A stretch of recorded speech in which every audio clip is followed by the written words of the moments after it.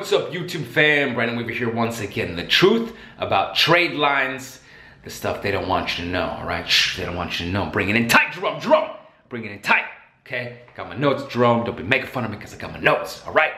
I'm studious. Keep it tight, okay?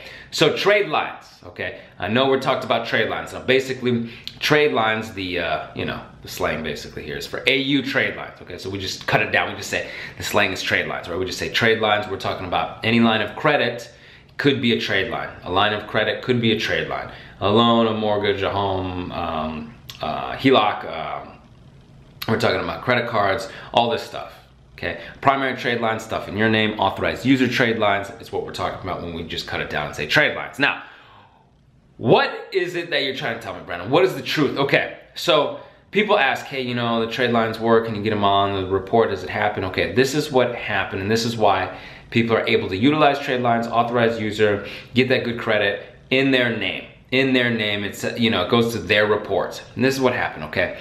1974, let's take it back, okay? There's the Equal Credit Opportunity Act of 1974. Now, at the time, creditors, you know, credit card companies, you know, mortgage lenders, all this stuff, the card note, all this stuff, it wasn't being reported to both parties' reports. And when I say parties, I'm talking about married couples. Typically, what you were seeing is men and women would be married, and you were just, you know, kind of reporting everything. If it was in the man's name, we're just reporting all in the man. Now I'm just saying, hey, that's not equal. That's not all right, okay? And that's not gonna fly. So it doesn't fly. It hasn't flown back from the 70s. They reworked the act. They made sure that, look, you can't discriminate on marital status, color, race, national origin, gender, all this stuff, yes? It's a federal law.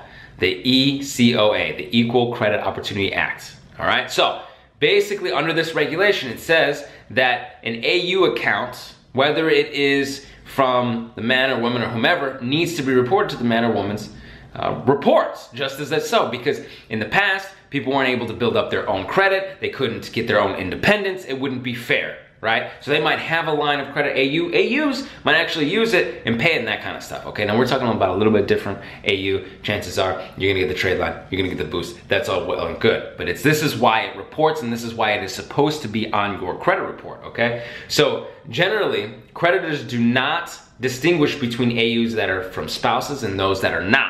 Okay, so this is why this can be utilized. And you're saying, well, hey man, didn't they try to stop this, to that, and the third, and that? No. Still able to utilize it, okay? Because when they're talking about the scoring model and when they started saying, hey, maybe we shouldn't be allowing this stuff, we found out specifically from the individuals at FICO, they were saying, hey, well, we actually can't decipher between marital status. We can't tell if this is from a married individual or not. And we know, we go back to the Act of 74, we're saying, hey, well, if they're married, you can't just leave the man's, on the man's credit or the woman's credit, right? You gotta make both spouses equal. Both are equal, okay? And they say, okay, well, we can't decipher between the marital status. We can't know if this is an individual who's married to someone or not, because some people don't take each other's names. Some people don't take the last name. Sometimes they may or may not be in the same physical area for a while. They may or may be traveling. We don't know who it is.